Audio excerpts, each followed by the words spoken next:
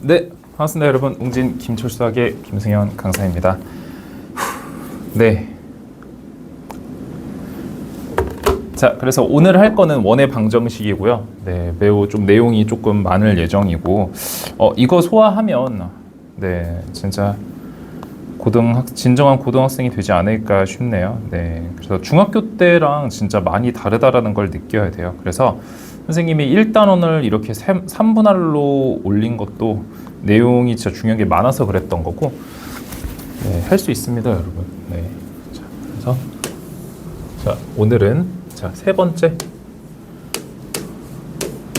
단원이죠. 이제 원의 방정식. 여기에서 어려운 문제들이 진짜 많이 나와서요. 그래서 집중을 좀 잘 해줘야 돼요. 근데 선생님 정리를 진짜 잘해와서 기대하셔도 좋습니다. 네, 먼저 원의 정의부터 얘기를 해볼게요. 선생님 수업 시간에 원의 정의 진짜 많이 얘기하고, 선생님이 이거 교환을 짜는 게 이게 진짜 오래 걸리는데 그 이유가 뭐냐면, 선생님이 항상 중학교 때 강조했던 거 있잖아요. 그거를 토대로 여러분들이 고등학교 거를 제발 해석했으면 하는 마음에, 그래야 여러분들 공부하는 게 쉽잖아요. 뭐 당연히 내가 중학교 때 강조했던 거를 여러분들이 기억 못할 수도 있어요. 근데 좀 그래도 익숙할 거 아니에요. 그래서 최대한 쉽게 이해시키기 위해 선생님이 중학교 때 거랑 고등학교 때 거를 되게 이으는 작업이 엄청 오래 걸리는 것 같아요. 네, 뭐 서론은 여기까지 하고요. 해보겠습니다. 그래서 원의 정의가 뭐죠? 빨리 말하세요. 알겠죠? 맞아요. 한 정점으로부터, 중요한 부분에서 띄울게요. 한 정점으로부터 같은 거리의, 여기서도 한번 띄워야죠, 그렇죠? 같은 거리의 점들의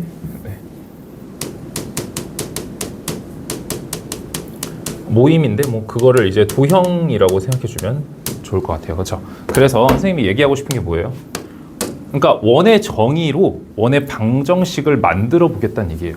그래서 원의 정의에서부터 모든 게 다 시작된다고 보면 돼요. 그 전에 설명해야 될 게, 여러분들이 좀 알아둬야 되는 게, 이제 정점하고 동점을 알아야 돼요. 동점은 움직일 동자 알죠? 그렇죠? 마법천자만 많이 본 학생이면 움직일 동이 뭔지 알아요. 그렇죠?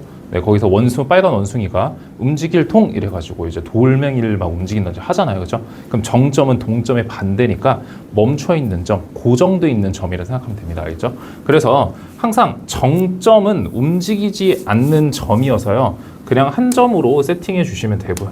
그러니까 정점은 그냥 움직이지 않는 고정된 점이다 라고 생각해 주시면 되고요. 이거를 우리는 원의 중심이라 그러죠. 그 다음에 같은 거리래요. 그러니까 중심으로부터 거리가 같은 점들의 모임이니까 그 같은 거리 정도가 우리가 그 같은 거리의 정도를 반지름이라고 보통 부릅니다. 그렇죠? 그래서 이거를 우리는 반지름이라고 부르고요. 근데 반지름에서 여러분들이 꼭 하나 기억해 둬야 되는 게, 원이 되려면은 무조건 반지름은 0보다 커야 됩니다. 알겠죠? 이거 엄청 중요해요. 그 다음에 점들의 도형이라고 했는데, 이 점들이 하나만 얘기하는 게 아니라 따다다다다다 다 얘기하는 걸 거 아니에요. 그래서 이거를 우리를 동점은 보통 x, y로 동점 미지수 설정을 합니다.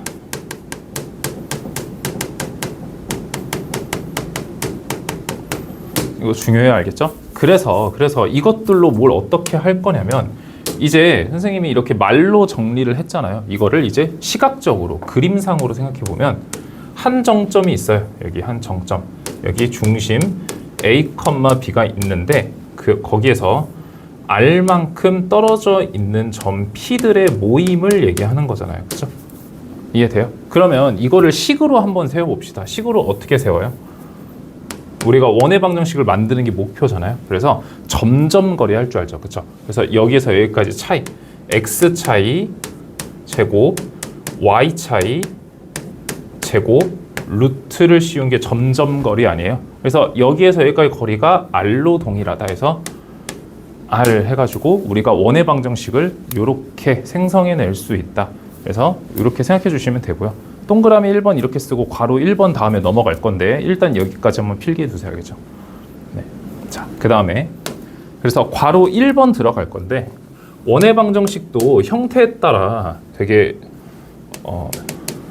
그래서 이제 원의 방정식을 구했는데 이것도 그 우리가 쓰려는 용도에 따라 형태가 조금 달라요. 그래서 첫 번째는 표준형 얘기할 거예요. 표준형은 우리가 가장 많이 쓰는 거라고 보시면 되는데 이렇게요. 그럼 우리가 표준형은 1차 함수 배울 때, 2차 함수 배울 때 왜 쓴다 그랬어요? 그렇죠? 그래프를 한 번에 확인할 수 있기 때문에 쓴다고 했죠. 그래서 얘를 보자마자 우리는 중심, 크리티컬 포인트가 바로 보여요. 우리가 2차 함수의 표준형을 만들면 꼭지점이 바로 보이듯이 원의 방정식에서도 원의 중심이 크리티컬 포인트거든요. 거기에서 표준형을 딱 보자마자 원의 중심이 바로 한눈에 보이니까 우리가 이거를 표준형이라고 하겠다. 그래서 원의 중심과 반지름을 한 번에 확인할 수 있는 형태를 표준형이라고 얘기하고요. 그럼 표준형 말고 우리는 일반형도 있을 거 아니에요. 그렇죠? 일반형은 어떻게 쓰냐면은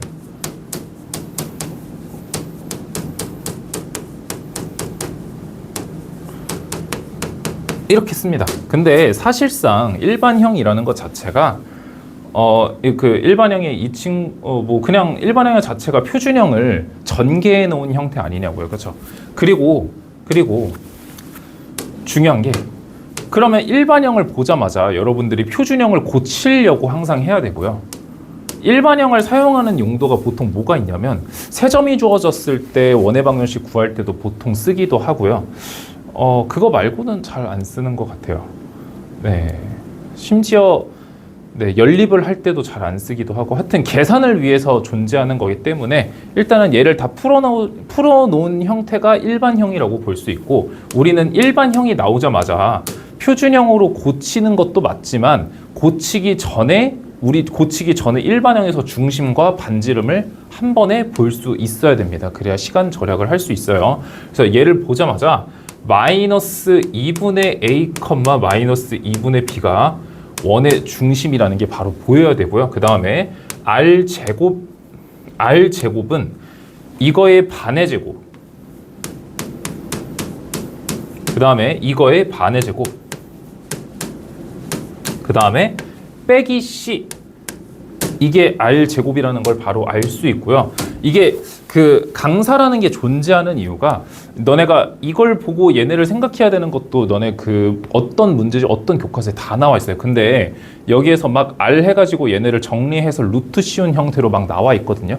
그거를 외워봐야 아무 소용이 없다라는 거예요. 우리는 그냥 여기에서 반지름을 구한다고 할 때 바로 여기에서 반의 제곱이라는 키워드를 생각할 수 있고요. 그 다음에 여러분들이 외워야 되는 건 빼기 C 이거 하나만 기억해 주면 되는 거예요.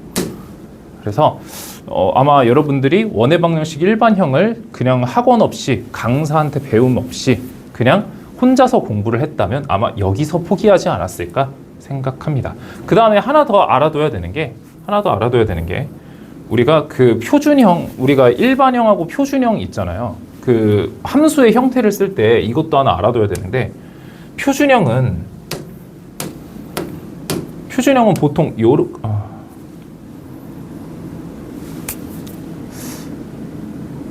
그냥 우리가 그 2차 함수 떠올리면 좋아요. 얘네가 2차식이잖아요. 그렇죠? 2차식이잖아요. 얘네가 함수가 아니기 때문에 우리가 2차 함수는 어떻게 썼었어요? 요렇게 썼었죠. 그렇죠? 근데 얘네는 함수가 아니라 방정식이기 때문에 요렇게 표현을 안 하고요. 얘네는 요렇게 표현을 합니다. 이렇게. 그래서 요 형태 조금 알아두시면 공부하는데 도움이 됩니다. 그래서 나중에 이거를 뭐 이변수 함수다 뭐 이렇게 얘기를 하는데 그거는 중요하지 않고요. 그냥 요 정도만 필기해 두시면 된다. 그래서 괄호 1번은 여기까지고요. 일단 괄호 2번 들어갈게요. 필기하시고. 그 다음에 괄호 2번은 뭐냐면 괄호 2번도 문제에서 가장 많이 나오는데 좌표축에 접하는 원이에요.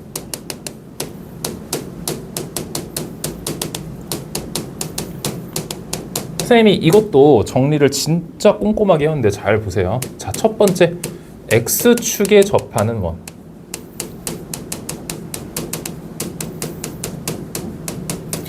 X축에 접하는 원은 어떤 느낌이냐면 X축을 그려주고요. 그 다음에 원을 그리고 그 다음에 또 두 번째 거는 조금 나중에 그리죠. 첫 번째 거부터 얘기합시다. 그러면은 여기에서 원의 중심이 있을 텐데 이 중심 좌표가 조금 특이해요. 여기가 여기서부터 여기 거리가 R일 거 아니에요. 이거는 X 좌표인가요? Y 좌표인가요? 그쵸. 잘했어요. Y 좌표죠. 그쵸? 그래서 중심 좌표가 A, B가 아니라 A, R이라고 해석할 수 있다. 근데 이것만 있는 게 아니라 하나가 더 있어요.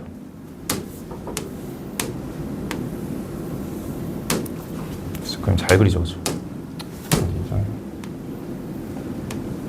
이렇게 돼 있는 것도 X축에 접한다 할 수 있잖아요. 그때 A 좌표, X 좌표는 동일한데 Y 좌표가 R만큼 내려갔으므로 얘는 마이너스 R이라고 할 수 있다. 그래서 문제에서 원이 X축에 접한다고 나오면은 여러분들이 머릿속으로 반지름이 중심의 Y좌표의 절대값과 동일하구나 라고 해석하고 머릿속에서 이 그림을 떠올려 준 다음에 이것만으로도 뭔가 해석이 안 된다면 여러분들이 요거를 떠올려 주면 돼요. 원의 방정식을 떠올려 줄 건데 여기에 풀마 R이라고 해석해 주면 좋다. 그럼 여러분들은 그 X축에 위에 접하는지 아래에 접하는지 확인하려고 들어야겠죠. 이 식을 생각하면서.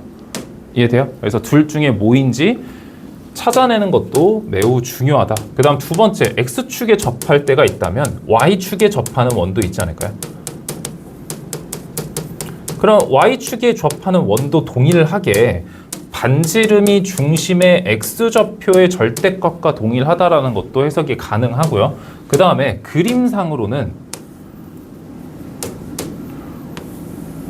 미쳤다. 네, 이렇게 그려지면서 원의 중심이 이렇게 있는데 이거 여기서 여기까지가 반지름 R이겠죠. 그렇죠? 근데 이거는 X좌표죠. 그렇죠? 그래서 R만큼 오른쪽이 있기 때문에 R, B라고 해석할까요? 그렇죠? 이것도 나쁘지 않죠. 그렇죠? 그 다음에 이것만 있는 게 아니라 네, 그림이 조금 알아서 잘 그리세요. 알겠죠? 네. 여기 원의 중심이 이렇게 있을 텐데 이만큼도 R이겠죠? 그럼 여기에 좌표는 마이너스 R, B지 않을까요? 그렇죠? 네, 이렇게 해석하면 좋고요. 그러면 여러분들이 Y축에 접하는 원 떠올리자마자 반지름이 중심의 X좌표랑 동일하면서 그림으로는 이렇게 떠올리고 모아주면 돼요. X 풀마 R의 제곱 플러스 Y 마이너스 B의 제곱이 R 제곱이라는 수식을 떠올려주면 좋겠죠. 그렇죠? 그래서 이런 걸 보자마자 이 풀마를 해결해 주려면 Y축이 왼쪽인지 오른쪽인지 중요하다 그랬어요. 그렇죠? 네. 그래서 네. 그리고 혹시나 귀찮아서 얘네를 같이 그리시면 참사가 일어납니다. 알겠죠? 네, 절대로 얘네를 한 번에 그리지 마세요. 네, 참사 일어납니다. 자, 그래서 좌표축에 접하는 원 하나 더 할 거 하나 더 아직 끝나지 않았어요. 하나 더 있는데 뭐가 또 있냐면 우선은 그러면 필기하세요. 빨리 해! 네. 자, 했죠? 네, 그래서 그 다음에 세 번째는 뭐가 있냐면 X축하고 Y축에 동시에 접하는 원.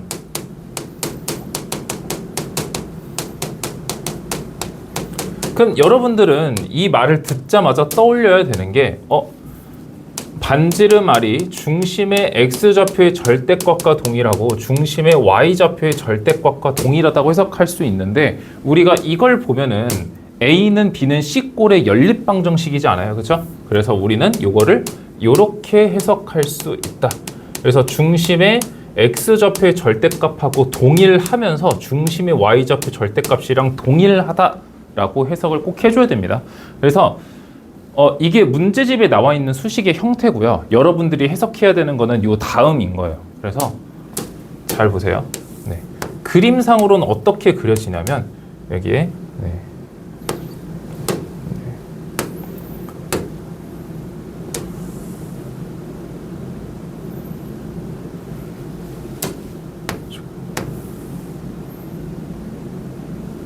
오케이. 복제. 오케이. 어떤데?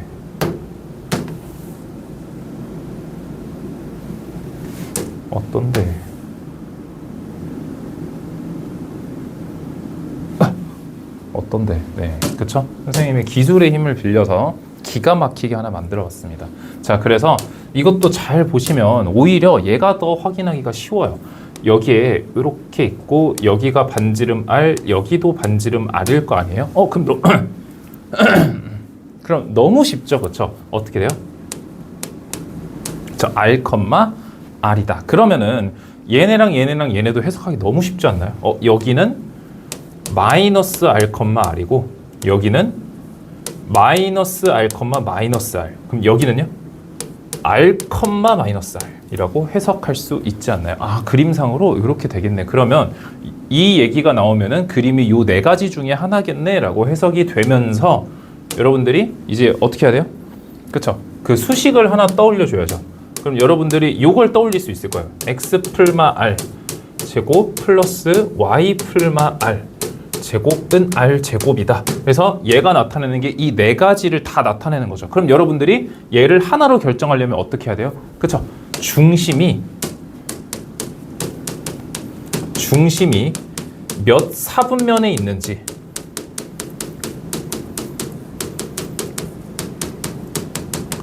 항상 궁금해해야 함. 궁이 아니죠. 네, 궁금해야 함.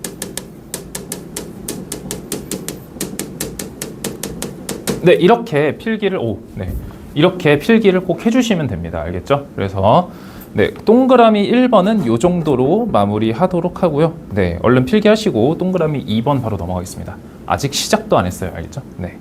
자, 그 다음에 동그라미 2번 들어갈 건데 동그라미 2번은 뭐냐면 원과 직선의 위치 관계예요. 근데 위치 관계를 조금 다른 말로 해석한다면 교점의 개수라고 해석할 수 있거든요. 그러니까 직선하고 원하고 어떻게 교차할 수 있냐, 어떻게 만날 수 있냐, 그 가지수들을 얘기하는 작업이라고 생각하면 돼요. 그럼 여러분들이 교점의 개수가 몇 개인지 확인하고 싶으면은 원에다가 직선을 연립해서 판별식 해도 되지 않나요? 그렇죠? 이거 당연히 가능합니다. 원에다가 직선을 연립해서 판별식 하는 거 당연히 가능하겠죠. 그렇죠? 이렇게 하면 멋이 없는데요. 네. 원에다가 이렇게 할까요? 직선을 연립. 좀 더 멋있게 해볼까요? 선생님 원래 허세충이니까. 네. 원하고 직선을 연립 후. 와우. 네.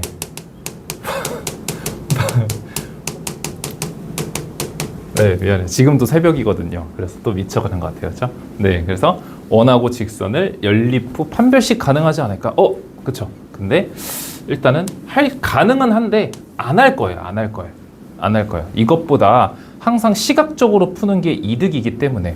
그래서 너무 대수적으로 접근하는 거는 쓸데없이 대수적으로 접근하는 경우가 많아요. 그러니까 대수적으로 접근하는 건 어떤 경우냐면 우리가 뭐 예를 들어 너무나 고차원들을 상상하기 힘들 때 있잖아요. 그럴 때 우리가 대수적으로 접근해서 그 좀 상상하지 못하는 그런 부분들을 좀 해결해 나갈 수 있는 건데 충분히 상상이 가능한 거를 굳이 대수적으로 들어갈 필요가 없어요. 한마디로 시간 낭비라는 거죠. 그렇죠? 네. 그래서 어떻게 하냐면 시각적으로 볼 거예요.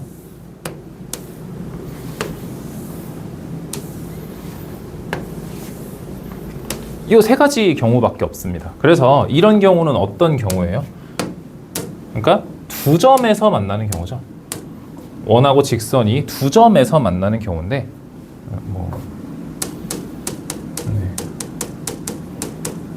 서로 다른 두 점이라 할까요? 네. 서로 다른 두 점에서 만난다. 근데 이게 중요한 게 아니라 그냥 이런 이름이 중요한 게 아니죠. 이게 당연한 거죠. 그렇죠? 여러분들이 확인해야 되는 건 딱 하나예요. 이 원의 중심하고 직선 사이의 거리 요 D만 확인하는 거예요. 알겠죠? 그래서 이 D만 확인한다고요. 그래서 이 D만 확인한다고요. 알겠죠? 이렇게. 그래서 이렇게 푸는 게 아니라 우리는 중직거리 D랑 반지름을 비교할 거다라는 거예요. 이렇게 되는데 못 쓸 것 같죠? 아니에요. 네. 네. 뻔하죠? 네. 그렇죠? 중직거리 D랑 반지름 R을 비교해서 시각적으로 쓸 거다. 그러면 네. 이거는 접한다고요. 안 만난다. 네. 근데 이런 이름들이 중요한 게 아니라 그랬죠. 그렇죠?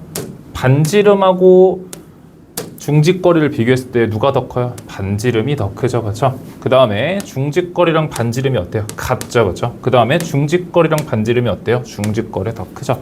이렇게 해결하시면 됩니다. 그래서 중직거리 구할 줄 알죠. 그렇죠? 그래서 중심하고 직선 사이에 그 점직거리 사용하셔서 네, 구하시면 됩니다. 그래서 네, 요것도 여기까지 하고 빨리 넘어갈게요. 원래 설명 더 해야 되는 건데 우리가 그래도 공부 좀 했잖아요. 그렇죠? 네, 그래서 요 정도는 할 수 있을 거고. 자, 다음. 자, 그 다음에 3번. 네, 여기서부터 중요한 것들이 계속 나오는데요. 자, 원의 접선의 방정식이에요. 선생님이 이거 진짜 정리하느라 힘들었는데 잘 들어보세요. 선생님이 진짜 깔끔하게 정리했으니까. 자, 경우를 선생님이 나눴어요. 일단은 접점, 얘가 주어져 있는 상황일 때예요. 주어졌을 때 우리는 원의 접선의 방정식을 구하고 싶은 상황인 거든요. 자, 그래서 예시 문제를 선생님이 가져왔는데 잘 보세요. x-1의 제곱, y-2의 제곱은 25. 그 다음에 접점 P가 5,5라고 나와 있습니다. 그래서 문제를 풀어볼 거예요. 그래서 접점 5,5에서 이 원의 방정식의 접선을 구하세요라는 거거든요. 뭐 여러분 너네 학교에서 90도 아니야. 한 70% 이상, 70%도 내 꿈인데 80% 이상 보자마자 접선 문제를 공식으로 풀라 그럴 거예요. 그럼 9등급제에 4등급인 거죠. 그러니까 공식밖에 모르니까 그런 건데 항상 원리로 접근해야 돼요. 뭐든지 원리로 접근해야 어려운 문제를 풀 수 있는 거기 때문에. 그럼 잘 보세요. 그럼 얘는 그림상으로 따졌을 때 이런 형태 아닌가요? 여기가 5,5고요.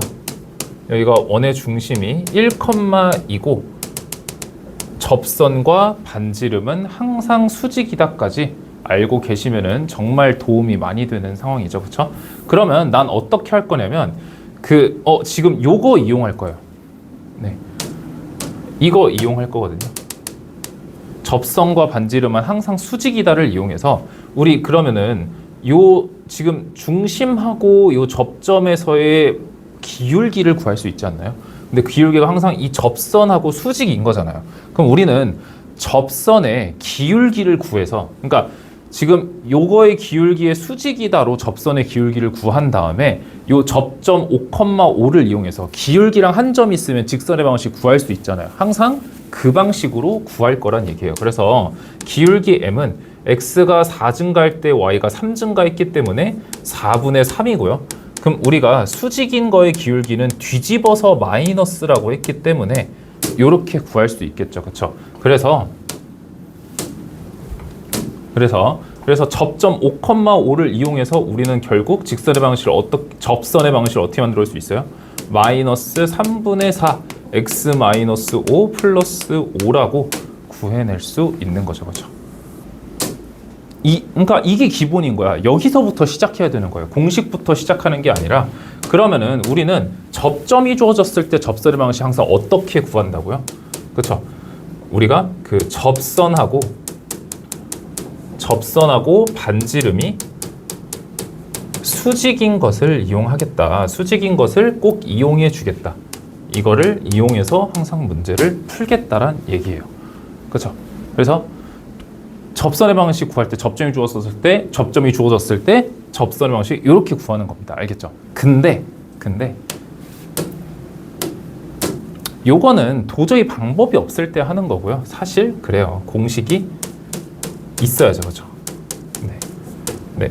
공식 잘 봐봐요. 일단 여러분들이 아는 공식은 이거예요. 중심이 원점인 원 있죠. 중심이 원점인 원에서 접점이 주어졌을 때 선생님이 똑같이 해볼게요. 잘 보세요. 이런 상황이잖아요. 여기가 A, B고 여기 중심이 0, 0이잖아요. 그렇죠? 그럼 우리가 수직을 이용할 거라고요. 그러면 M은 A, B니까 수직인 저 접선의 기울기는 마이너스 B분의 A지 않을까요? 그렇죠? 근데 그러면은 우리가 접선의 방식을 Y는 기울기가 마이너스 B분의 A잖아요. 여기 써있죠. 그렇죠? 그 다음에 접점 이용해서 X 마이너스 A 플러스 B라고 구해낼 수 있는 거예요.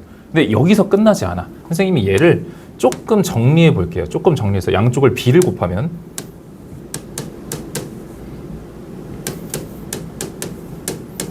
이렇게 되고요. 그렇죠? 전개할게요. 그럼 어떻게 돼요?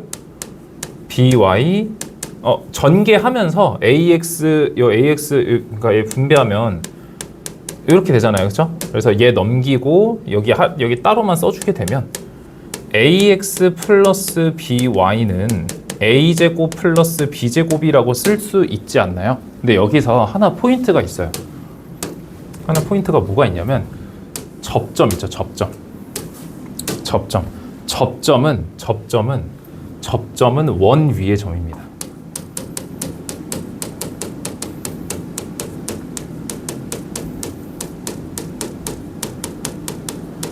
접점은 원 위의 점인데 이게 무슨 소리예요? 그러니까 원에 대입하면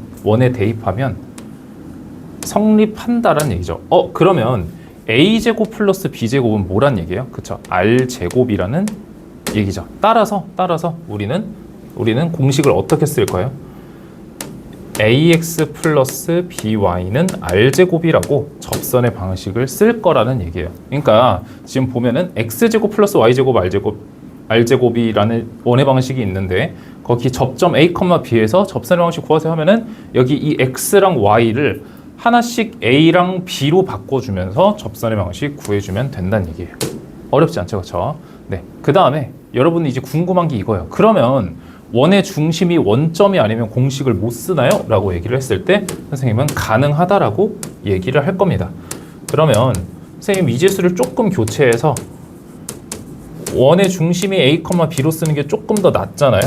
그럼 이제 접점을 그러면은 우리는 X1, Y1이라고 둡시다.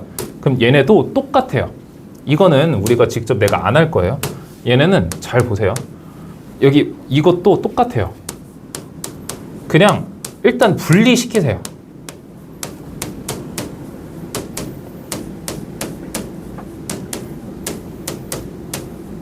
이렇게 우리가 여기서 했던 것처럼 XX 플러스 YY R제곱인데 그 X 하나를 A, X 하나를 Y 하나를 B로 바꿨잖아요. 그럼 얘도 똑같아요. 여기도 X 하나를 X1, Y 하나를 Y1으로 바꿔주면 끝나는 거예요. 알겠죠? 그렇죠? 그래서 접점이 주어졌을 때 접선의 방식 요 정도만 필기하도록 하고요. 요거 필기 잘 해두세요. 알겠죠? 일단은 선생님이 조금 보기 좋게 얘네를 조금 줄여줄까요? 네, 이렇게 줄여주면은 조금 보기 쉽겠죠, 그렇죠? 네. 그리고 얘도 조금 선생님이 맞춰줄게요.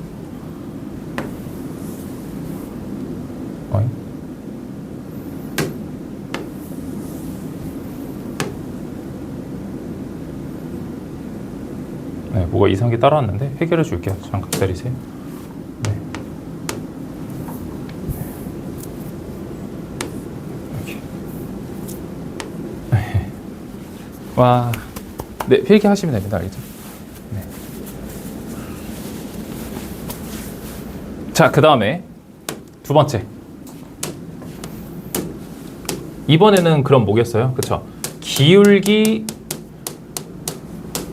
M이 주어졌을 때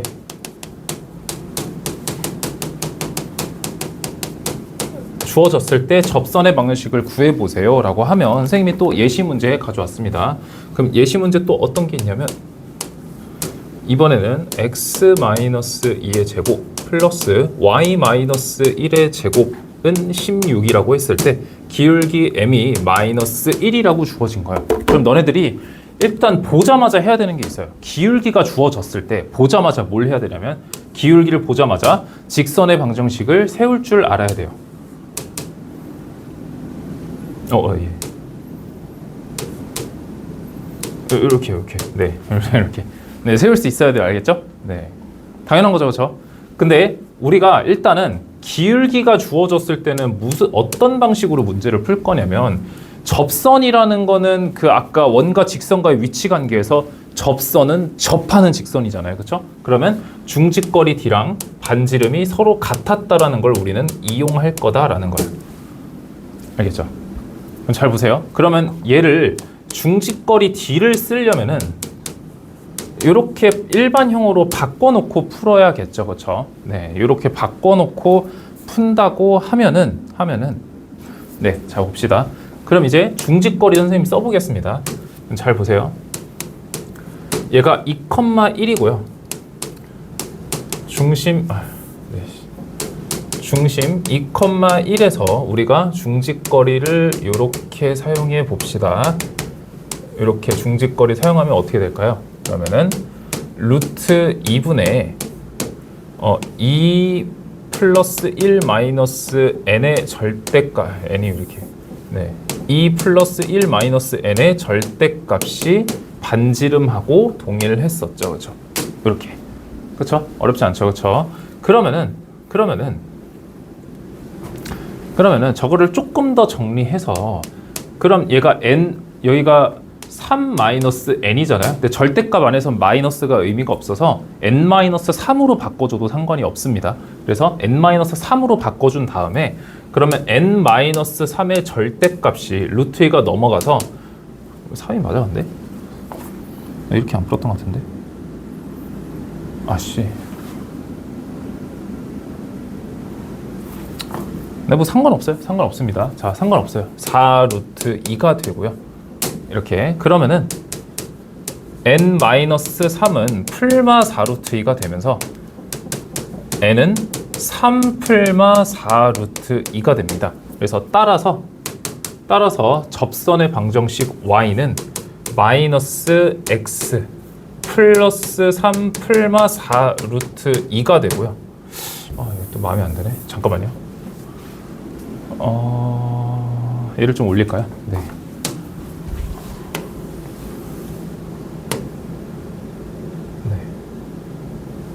얘를 좀 올리고요. 결론을 조금 아래에다가 다시 써줄게요. 따라서 y는 마이너스 x. 아까 즉 접선 방식 이거였잖아요. 거기 n 값을 구한 거예요. 그래서 3 풀마 4 루트 2가 되고요. 이 풀마 때문에 접선이 두 개라는 거 이해돼요? 한마디로 원을 그렸을 때 기울기가 마이너스 1인 접선이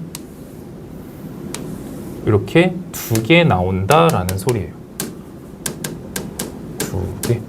그래서 이렇게 빨간색으로 쓴 부분이 포인트입니다. 알겠죠? 그래서 저 부분을 이해하시고 풀어야 되고, 그래서 기울기 앱이 주어졌을 땐 항상 이 방식으로 풀어야 되는 거예요. 그렇죠? 그럼 이제 여러분들이 기대하고 있는 건 뭐예요? 또 공식이겠죠. 그렇죠? 네, 그래서 공식도 한번 봐봅시다. 그래서 공식은 뭐가 있냐면, 자, 공식도 동일합니다. 이번에도 원점을 지나는 중심이 원점인 원이 하나가 있고요. 이번엔 기울기 m이라고 그냥 미지수 하나 주어졌다고 해봐요. 그럼 너네가 기울기 m이라고 주어지면 어떻게 한다고요? y는 mx 플러스 n이라고 접선을 세울 수 있어야 되고, 그 다음에 일반형으로도 당연히 고쳐줄 수 있어야 된다고 얘기했었죠. 그렇죠? 그래서 중직거리 d를 사용하게 되면 어떻게 돼요? 중직거리 d를 사용하게 되면 루트 m제곱 플러스 1 분의 n의 절대값이 반지름 r하고 동일하게 되고, 그러면은 이거를 그대로 풀어서 n은 풀마 r의 루트 m제곱 플러스 1이라고 선생님 계산을 좀 생략해도 될까요? 그렇죠? 지금 다른 게 너무 길어지기 때문에. 그래서 얘 넘겼고 절대값 풀어준 거야. 알겠죠? 그래서 여기에 n을, 그래서 따라서 y 접선은 mx 플러스 n이었는데 n이 요거라 그랬죠. 그렇죠? 그래서 우리가 걔를 이걸로 바꿔주기만 하면 되지 않을까라고 했잖아요. 그럼 이제 여러분들이 궁금한 건 뭐예요? 중심이 원점이 아니어도 공식을 사용할 수 있나요? 라고 물어볼 거잖아요. 그렇죠? 그래서 당연히 가능합니다. 네. 그래서 x-a 제곱 플러스 y-b 제곱은 r 제곱이고요. 거기에서 또 m이 주어졌다고 얘기를 하게 되면은 여러분들이 동일하게 점이 이렇게 많았어. 네, 동일하게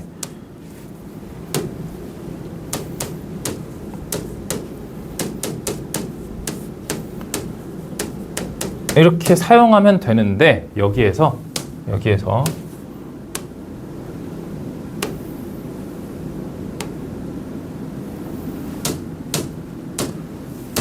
지금 보세요. 지금 x가 x-a로 바뀌었죠. 그렇죠?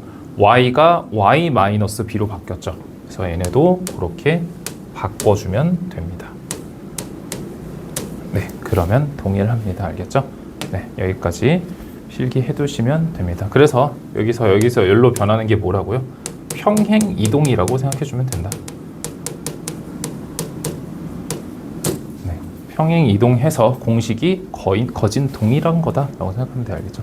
네, 필기합시다.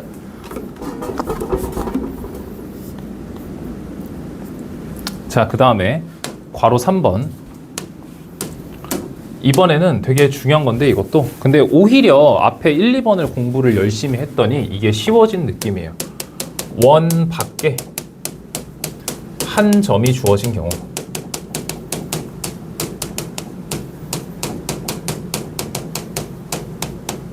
자, 봅시다.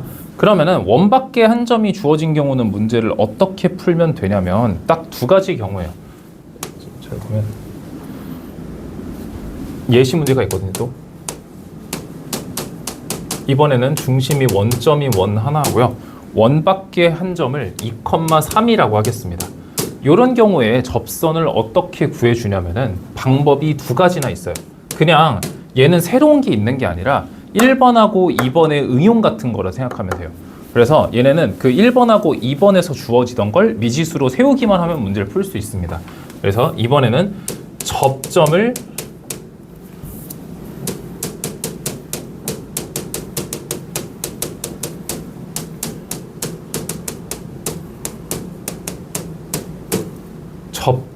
미지수로 두는 거예요. 접점 뭐 이렇게 쓸까? 네. 접점을 미지수로 두고 풀면은 풀 수 있습니다. 그러면은 여기서 또 이용해 줘야 되는 게 여기서 중요한 게 있어요. 접점은 원 위의 점이다. 요거 이용할 건데 잘 보세요. 그럼 일단 원의 방정식 이렇게 나와 있고 우리가 접점을 미지수로 두고 푼다 했잖아요. 그래서 원 위의 점 원 밖의 점은 얘를 지나고 원 위의 접점은 얘인 거예요. 그러면은 얘를 이용해서 일단 접선의 방식 공식 쓸 수 있죠. 그렇죠? 어떻게 써요? ax 플러스 by는 4라고 쓸 수 있고 거기에다가 지금 문자가 4개나 돼버렸잖아요. 그렇죠? 그래서 얘가 원 밖에 한 점 2,3을 지나기 때문에 x는 2랑 y를 3을 대입해 줄 수 있지 않을까요? 그렇죠? 그래서 얘를 이렇게 대입해줘서 이거는 우리 조건제시법처럼 이게 성립하는 요거란 뜻이 알겠죠? 그래서 얘를 대입해서 우리가 x, y에다가 대입해서 a하고 b에 대한 1차식을 만들 수 있는데 얘는 접점은 원 위의 점이라 했잖아요. 그래서 얘를 원에다 대입해도 성립해야 됩니다. 네, 그래서 얘네들을 연립시켜서 문제를 푸는 방법이 있습니다. 이게 첫 번째 방법이고요. 자, 그 다음에 두 번째 방법. 두 번째는 뻔하죠. 어차피 선생님이 위에 거 응용이라고 얘기를 했기 때문에 이번에는 기울기 미지수로 두는 거예요.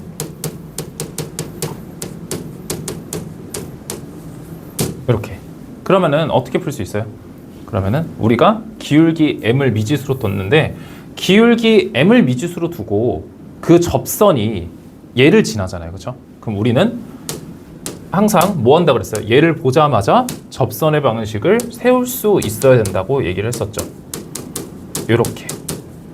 그렇죠? 그렇죠?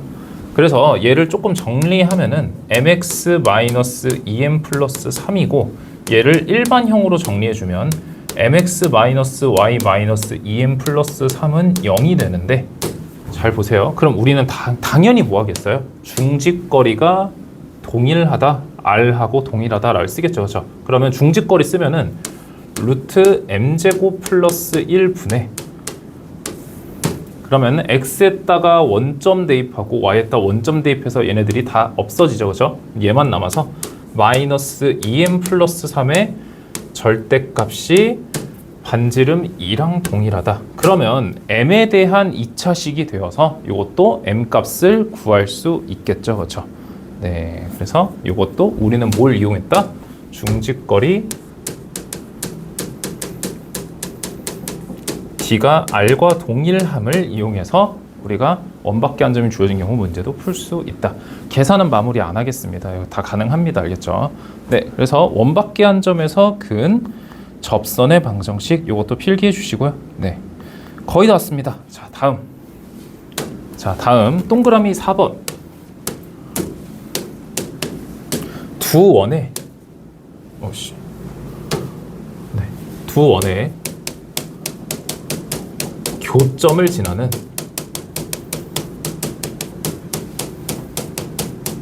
도형의 방정식. 근데 매우 짧게 할 거예요. 일단은 두 원을 선생님이 아까 그 원의 방정식을 쭈르륵 쓰기에 너무 길기 때문에 우리가 너무 길게 그렇게 정리를 할 필요가 없어요. 그래서 우리가 두 원을 이렇게 둡시다. 그다음에 이렇게. 그러면 우리는 두 원의 교점을 어떻게 구할까요? 그렇죠, 당연하죠. 연립을 해서 구하는 거죠. 연립해서 교점을 구하는 거기 때문에 두 개의 원의 방정식을 우리는 연립을 할 거고요. 그럼 그 식이 우리가 어떻게 되냐면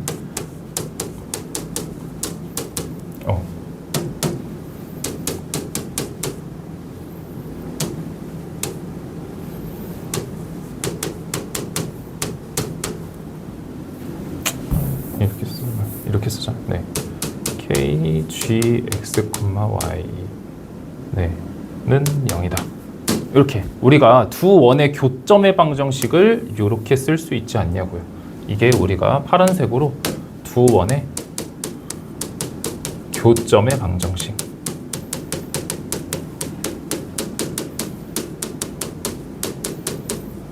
이건데, 자, 중요한 게 있습니다. 두 원의 교점을 지나는 도형의 방식은 딱 두 가지밖에 없거든요. 자, 첫 번째 뭐가 있냐면 직선이 있습니다. 그림으로 따지면 어떤 느낌이에요? 두 원의 교점을 지나는 직선, 이런 거죠. 그렇죠? 그 다음에 원도 있는데 원은 어떤 느낌이에요? 두 원의 교점을 지나는 뭐 요런 원 같은 느낌이죠. 그렇죠? 그래서 요런 두 가지 유형이 많이 나오는데, 그러면 그때 K가 만약에 마이너스 1이면은 1차 항이 소거가 돼요. 2차 항이 소거되는 거지. 큰일 날 뻔했네. 네. 역시 2차 항이 소거가 되면서 어떻게 돼요? 네, 2차 항이 소거가 되면서 직선의 방정식이 된다.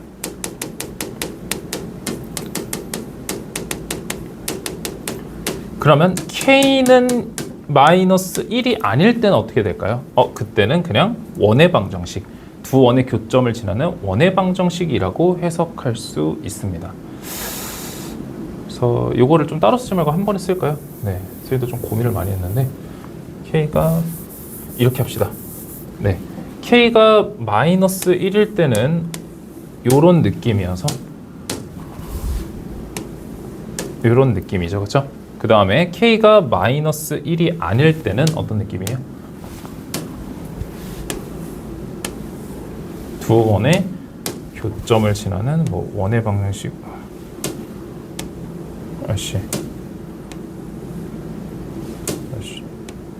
어디 아픈가?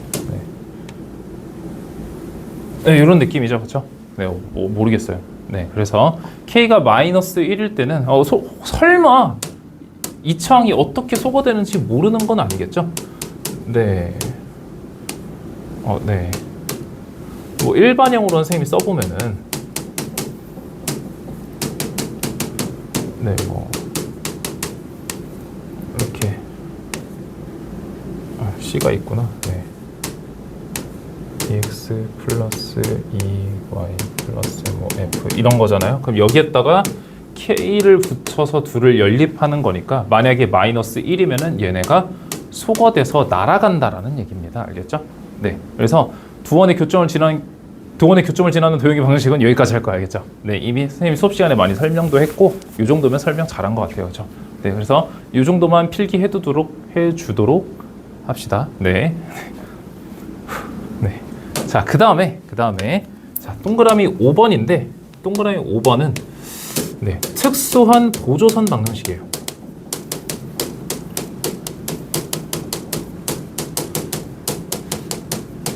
이미 4번까지 잘 하셨다면은 기본 개념은 거의 다 배운 거고요.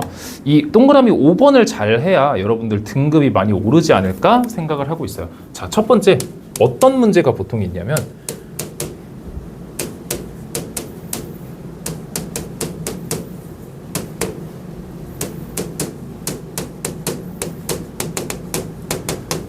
A와 B로부터 같은 거리에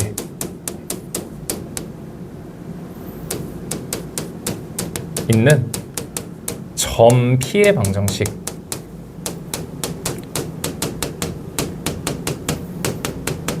여러분들이 이 문제를 푼다고 하면 어떻게 풀 것 같아요?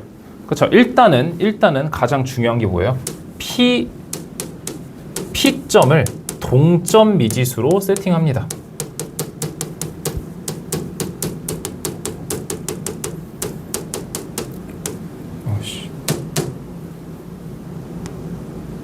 네, 동점 미지수로 설정하시고요. 그 다음에 어떻게 풀어요? 얘랑 점점 거리에서 동일하다. 점점 거리 루트. 그 다음에 루트 x제곱 플러스 y 마이너스 3의 제곱 이렇게 같아서 얘네 정리하는 문제겠죠. 네, 선생님이 좀 더 쉽게 풀 수 있는 거 아는 게 많으면은 쉽게 보인다 그랬잖아요. 어떻게 풀 수 있냐면 두 점으로부터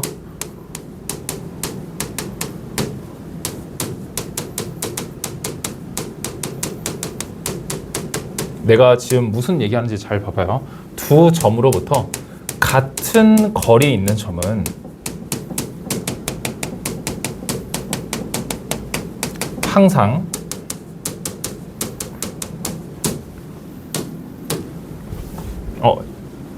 항상 네모 위에 있다. 이게 뭐였을까요? 이 네모가 뭘까요? 그렇죠? 갑자기 옛날 예능 꺼내고 있죠. 그렇죠? 네, 수직 이등분선 위에 있다.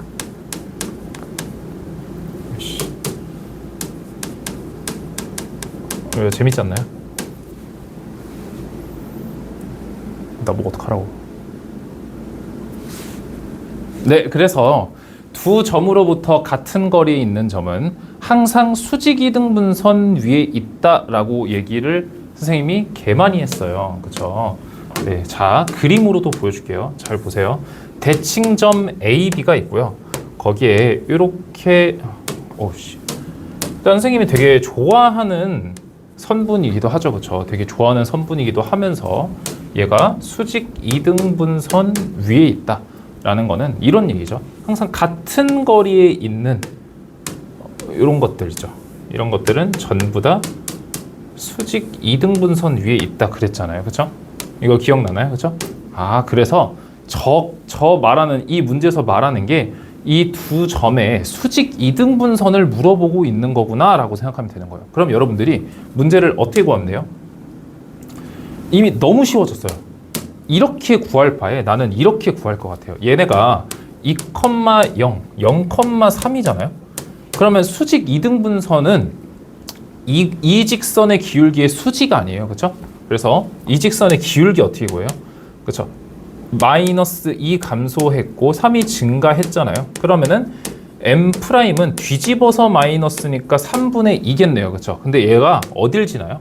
중점을 지나지 않아요. 중점이 몇 컴마 몇이에요? 그쵸? 1,2분의 3이죠. 그쵸? 그쵸? 그래서 어떻게 구해요? y는 3분의 2 x-1 플러스 2분의 3이라고 바로 구할 수 있네요. 이거는 막 이 창 소거해가면서 열심히 푸는데 이게 난 조금 더 낫다고 생각하는데요. 아는 게 있어야 잘 보이는 거죠. 그러니까 학교 선생님이 만약에 이거를 노리고 냈는데 이걸로 푸니까 막 엄청 쉽게 풀릴 때도 있고 그렇지 않을까요? 그렇죠? 네, 그래서 이것도 되게 중요하다. 한마디로 수직 이등분선이었고요. 그 다음에 다 나오지 않을까요? 그렇죠? 당연히 다 나오겠죠. 자, 이번에는 뭐 비슷한 거긴 한데 내가 수업 시간 좀 강조를 했던 거예요.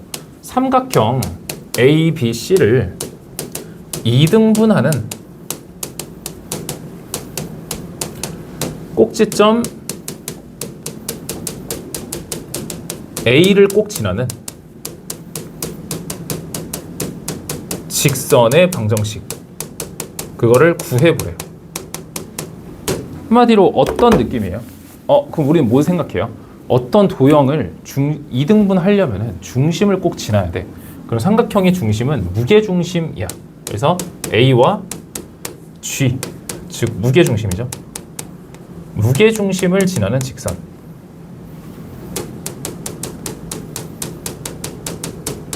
이렇게 해석해서 문제를 풀겠죠. 그렇죠? 근데 나쁘지 않아요. 이렇게도 나쁘지 않고요. 근데 또 다른 방법이 있다라는 거죠. 내가 또 말을 하나 할 건데 요것도 기억나는지 해보세요. 한 꼭지점에서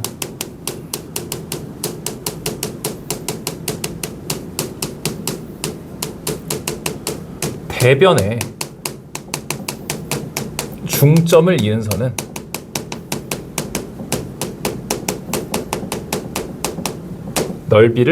삼각형의 넓이를 이등분한다.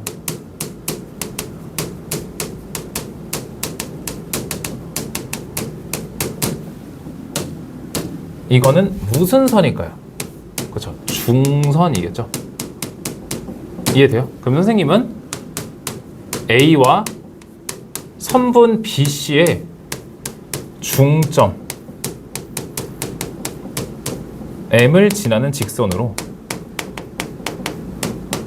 문제를 풀지 않을까 싶어요.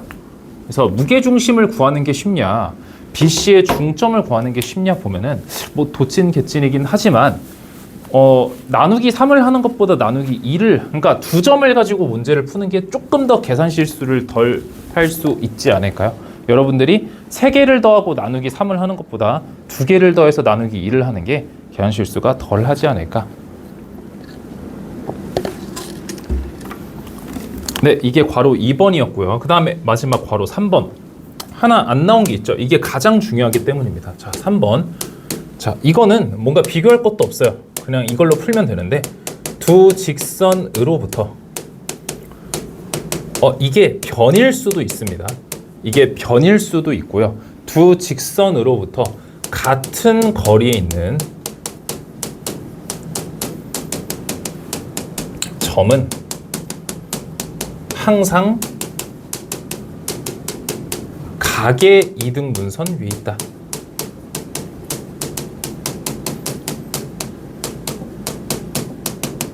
근데 이것도 재밌는 얘기가 되게 많은데 일단 그림부터 그릴게요. 이렇게 두 교차하는 직선이 하나 있을 거고요. 그러면은 여기 각도가 이렇게 있을 텐데 얘를 이등분하는 직선을 선생님이 지금 그려볼게요. 네. 색깔 빨간색. 네. 어때요? 기술의 힘이 이 정도입니다. 이렇게 그렇죠. 그러면 여기가 동그라미로 이등분 되지 않나요? 그렇죠? 그러면 잘 보세요. 그러면 이 두 직선으로부터 거리가 똑같다라는 얘기잖아요. 직선. 네. 수직 똑같다. 이해되나요? 그러면 요거 어떻게 구해요? 만약에 저 위에 있는 직선의 방정식을 x 마이너스 2y 플러스 3은 0. 그 다음에 아래 직선을 2x 플러스 y 마이너스 1은 0이라고 했을 때 어떻게 구할까요? 같은 거리에 있는 점, 우리는 일단 처음에 그 같은 거리에 있는 점, 그거를 P라고 합시다. P. 그 P를 동점 미지수 세팅해야 되죠.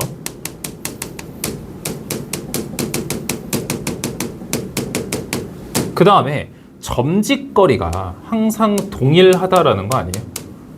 점직거리가 항상 동일하다라는 거 아니에요? 그래서 어떻게 해요? 그러면 루트 5분의 xy 대입하면 그냥 그대로 위에 올려주면 되겠죠? 그거의 절대값과 루트 5분의 여기도 4 플러스 1이잖아요. 그래서 2x 플러스 y 마이너스 1 이게 같다라는 소리니까 루트 5끼리는 서로 사라진다고 생각하고요. 절대값 문제 어떻게 풀었냐면 일단 양쪽을 다 풉니다.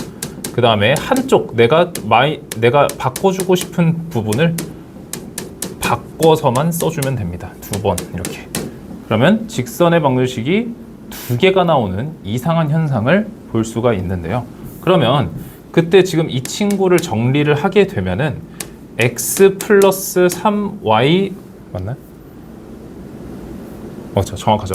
4는 0이고요. 그 다음에 이 친구도 정리하게 되면은 3x 마이너스 y 플러스 2는 0이라는 직선의 방식이 나타나게 되는데 왜 2개냐라는 거죠. 그렇죠? 그럼 일단은 이 친구는 기울기가 음수고요. 이 친구는 기울기가 양수네요. 그렇죠? 잘 보세요. 사실 각의 이등분선 방정식이 하나가 아니었던 거예요. 교각은 여기에도 있잖아요. 그렇죠? 그럼 얘를 이등분하는 직선도 이렇게 있지 않냐라는 거죠. 그렇죠? 그때 여기 x 이거 이해돼요? 그럼 각의 이등분선 방정식은 항상 2개가 나오겠네요. 그렇죠? 교각이 두 쌍이기 때문에 이해돼요? 여기 요 막곡지각은 동일한 거죠. 그렇죠? 그러면 우리가 이때 나온 기울기를 체크해서 요 둘 중에 어떤 건지 보면 되잖아요. 그렇죠? 근데 여기서 중요한 사실이 하나 더 있어요. 지금 잘 보면은 너네 눈에도 이렇게 보이지 않아요? 얘네 2개가 직각으로 보이지 않냐고요. 그렇죠? 그래서 일단은 우리가 이 친구의 이름을 내각의 이등분선이라고 합시다. 어디를 내각이라고 하냐가 좀 애매하긴 한데 우리가 여기를 내각의 이등분선이라고 하고요. 그 다음에 이 각을 외각의 이등분선이라고 합시다.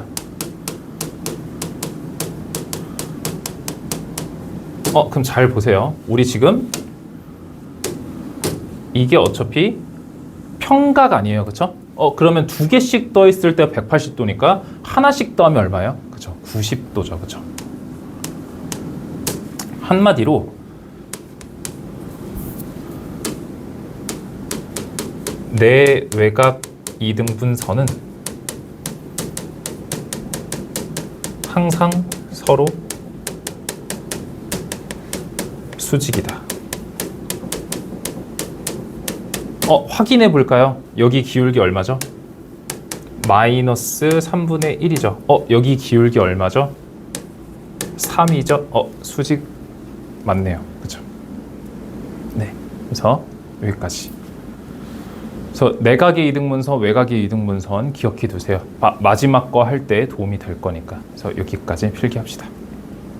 네. 자, 그 다음에 일단은 내가 내신이 일단 반타작이 목표다. 그럼 이제 여기서 꺼도 되고요. 만약에 여기선 끄지 말고 조금 내가 끄라고 할 때 꺼요. 이제 이렇게 내가 100점을 맞고 싶다. 100점이 아니라 1등급이 목표다. 그럼 얘 꼭 알고 있어야 됩니다. 알겠죠? 네. 일단 작년에 현성이 효민이 수행평가로 나오기도 했고, 네, 얘를 정리하느라 진짜 힘들었거든요. 일단은 얘가 어디서 나오는지 문제부터 봅시다. 일단 이런 문제가 많이 나와요. 2점.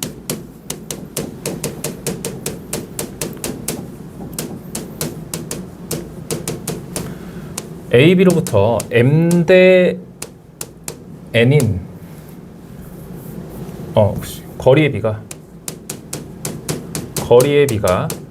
m 대 n인 점 P가 나타내는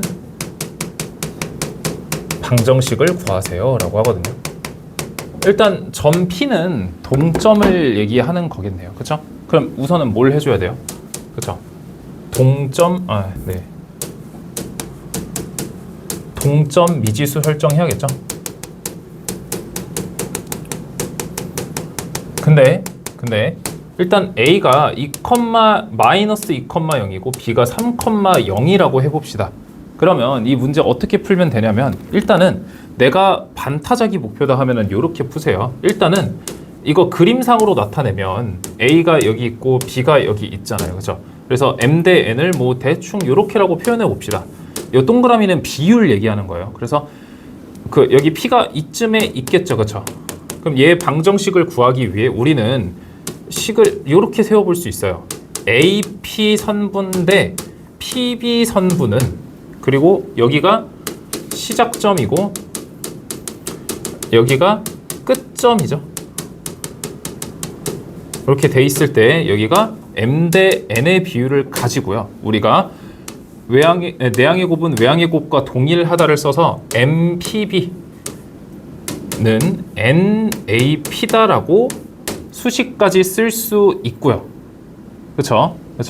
그러면은 우리가 요 모양대로 수식을 만들어주면 PB 길이 어떻게 구해요? 그쵸. 여기가 3,0이고 여기가 2,0이니까 점점거리 사용해서 x-3의 제곱 플러스 y 제곱의 루트에 m을 곱하고요. 그게 n 루트 AP 길이 어떻게 구해요? 그쵸? 점점거리 사용해서 x 플러스 2제곱 플러스 y 제곱의 루트 n 이렇게.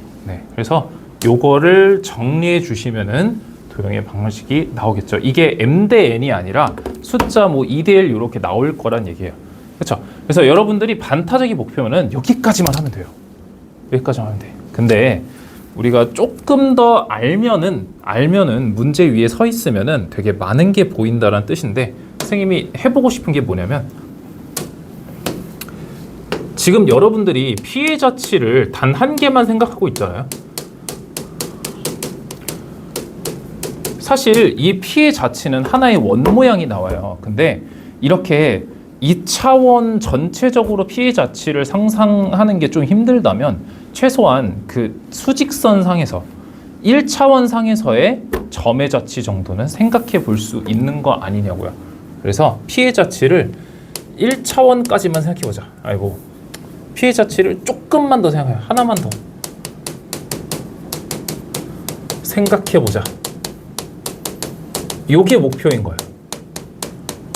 내가 피해 자치가 어떻게 되는지 상상이 불가능하다면 한 개만 더 상상해 보자고요.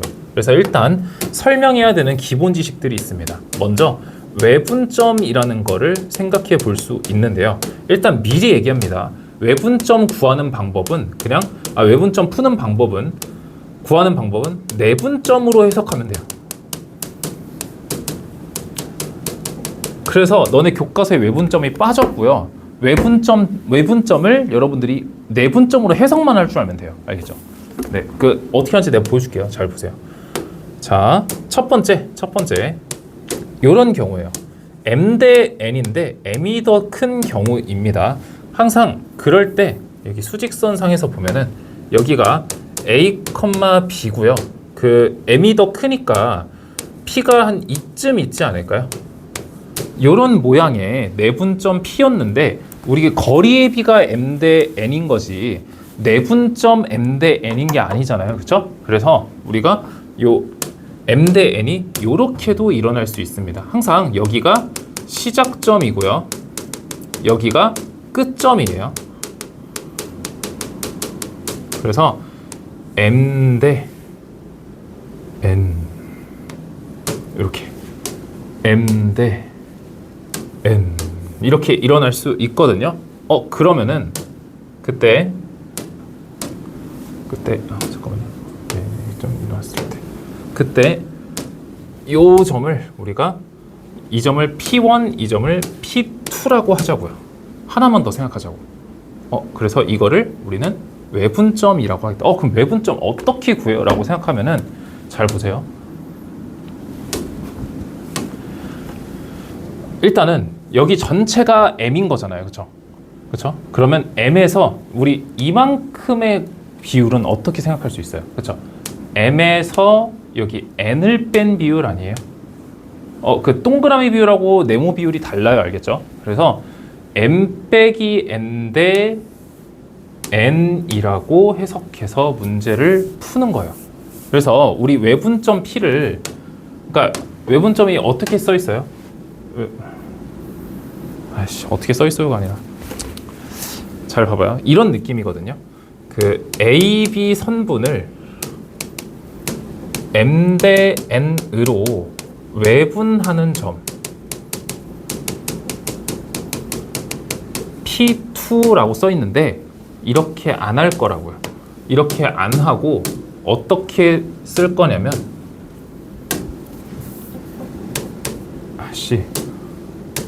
AP2 선분을 m-n 대 n으로 내분하는 점 B라고 해석할 거란 얘기예요. 이해되나요? 네, 이해가 됐으면 좋겠네요. 자, 그 다음에 두 번째 경우는 이번엔 n이 더 큰 경우인데요. 그때는 어떻게 되냐면 여기 조금 오른쪽에 그릴게요. A, B가 여기 있고 n이 더 크니까 이런 느낌 아니에요? m 대 n, p1 이런 느낌이라면 이번에 어떻게 되냐면 여기가 시작점이라고 그랬죠, 항상. 그렇죠? 그래서 m이 더 작기 때문에 요만큼 m이 가고요. 요만큼 m이 갔다가 요만큼 n으로 돌아오는 겁니다. m 대 n. 그럼 우리는 이렇게 안 풀 거라 그랬죠? 그래서 선분 AB를 m 대 n으로 외분하는 점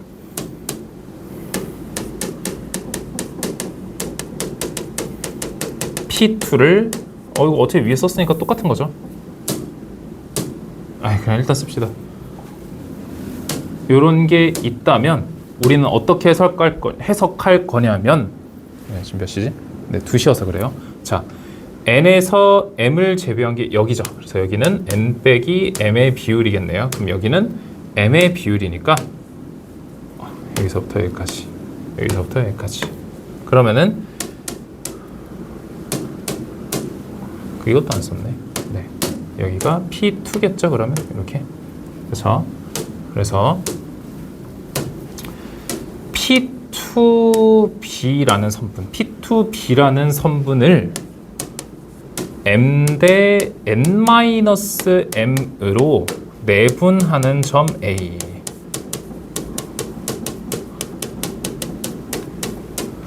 이렇게 해석해서 문제를 풀어야 합니다. 알겠죠? 네, 그래서 일단은 많이 어려워할 것 같아서 걱정이 되게 많은데요. 네, 우선은 그냥 근데 완벽하게 지금 이해 안 해도 돼요. 일단은 뭐 그냥 그렇다라는 거고. 여기 지금 이 과정이 너무 힘들다면 그냥 아까처럼 푸세요. 알겠죠? 네, 그래서 이거를 그러면 지금까지 왜 한 거냐면 지금 고통스럽게 얘를 이해한 사람은 이 다음이 중요합니다. 내가 여기서 하나를 그려볼 건데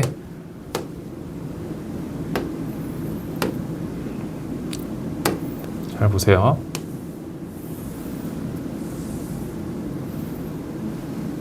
네. 네. 자, 내가 지금 뭘 그린 거냐면 우리 특수각 삼각형 그린 거예요. 특수각 삼각형. 그래서 여기가 30도고 여기가 60도고 여기가 직각인 특수각 삼각형 하나를 그렸습니다. 잘 보세요. 그러면 변의 비율이 1대 2대 루트 3이지 않나요? 그죠? 근데 루트 3은 안 쓸게요. 그러면 이제 뭘 생각해 볼 수 있냐면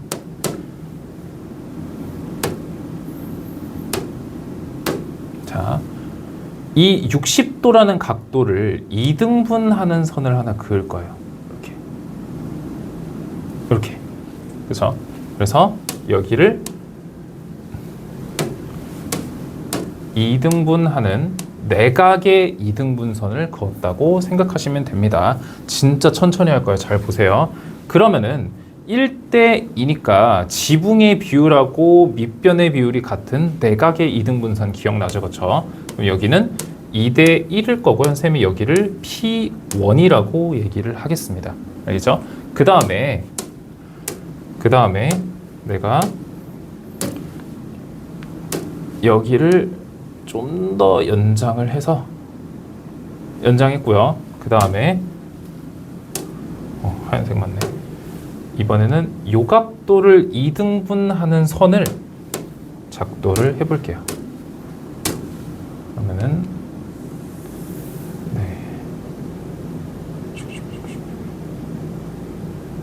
이런 느낌. 네. 그래서 이런 느낌이거든요. 네, 뭐 어쩔 수 없어요. 네, 이 정도까지만 합시다. 그럼 여기가 x일 텐데 뭐 믿기지 않겠지만 이 왼쪽하고 오른쪽 도형이 똑같습니다. 합동이라 생각해 주시면 돼요. 그래서 똑같은 도형 두 개 그렸다 생각하면 되고요. 왜 그런지는 이걸로 설명이 가능합니다. 일단은 외곽의 이등분선 우리 뭐 기억했어요? 이거 대 이거는 이거 대 이거다 기억나요? 그래서 이거 대 이거는 우리가 여기다가 이렇게 평행선 하나 그었을 때 뭐 여기랑 여기 변이 같아가지고 요거 대 뭐 요거 대 요거였잖아요. 그렇죠? 기억나죠? 그러면은 요거 대 요거도 똑같으니까 우리가 요거를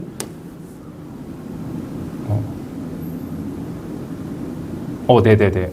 잠깐만요.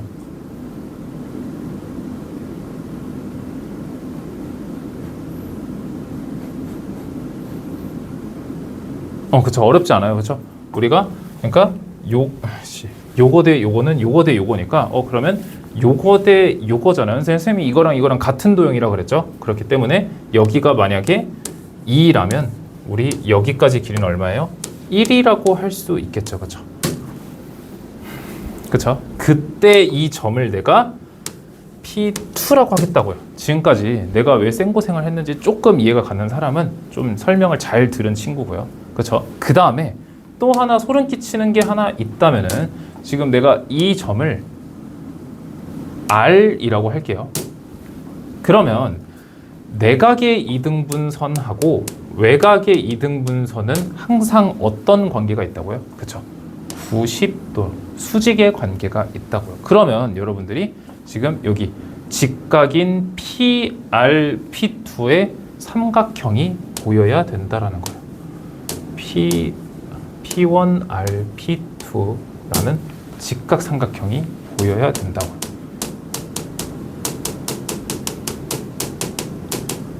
그러면 이 각도는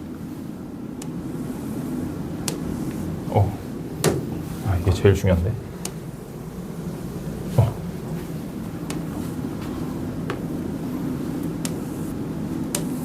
네, 이렇게 원이 하나 그려지는데 이 원의 원주각이었다라는 얘기인 거예요. 이 원의 원주각이었다. 이해되나요? 그러면은 P의 자치가 이제 보이나요? 다다다다다다다다다다다다다다다다다다 이렇게 이해돼요? 그래서 힘들었네요. 그렇죠? 네, 그래서 우리가 알 수 있는 것 중에 첫 번째 우리가 뭘 알 수 있냐면은 우리가 아까 그 문제의 정답은 P1과 P2를 지름의 양끝으로 하는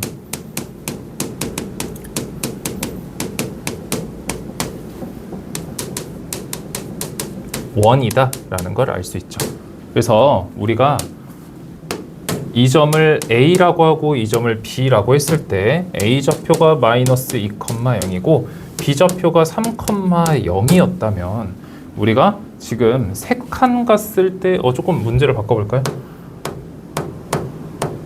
이거를 1로 하면 조금 계산이 괜찮을 것 같은데 그러면 세 칸 갔을 때 플러스 3 됐으니까 여기에 좌표는 두 칸 갔을 때니까 0,0이라는 원점이 되겠네요. 그 다음에 여기 P2 좌표 어떻게 구한다고 얘기했어요? 그쵸? 선생님이 여기 지금 2대 1이라는 거는 1대 1이라고 얘기를 했잖아요. 그렇죠?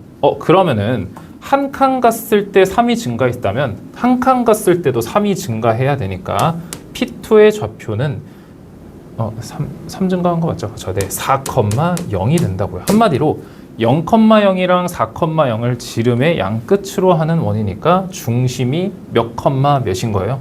중심이 2,0인 거겠죠. 그래서 x-2의 제곱 플러스 y제곱은 r제곱이 되면서 0,0을 대입하면 r제곱이 4가 되겠네요. 네. 그쵸? 그쵸? 그 다음에 두 번째로 삼각형 P1, RP2에 삼각형 P1, PR2에 뭘 해줄까요? 네, 이로 문제가 많이 나온다. 네.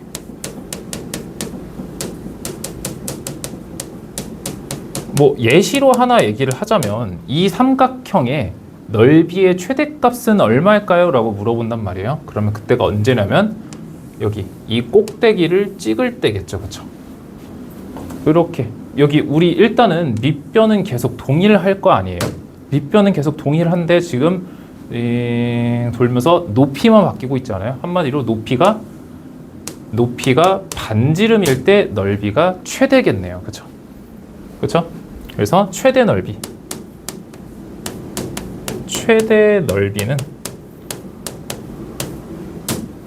높이가 반지름일 때다 라고 생각해 주면 될 것 같아요. 네, 나머지는 여러분들이 문제 나오는 거 해석해서 풀면 돼요. 저 원이 시각적으로 머릿속에 보인다면 이제 다 끝인 거예요. 네. 그래서 이거 분석하려 조금 어려웠다고 생각하고요. 우리가 목표가 조금 뭐 반타작 정도라면 요 정도, 이 정도만 하고 넘어가도 크게 문제 없습니다. 근데 우리가 1등급을 바라본다면은 이 정도까지 이해를 해주셔야 돼요. 알겠죠? 네. 원의 방식 여기까지 하겠습니다. 고생 많으셨습니다.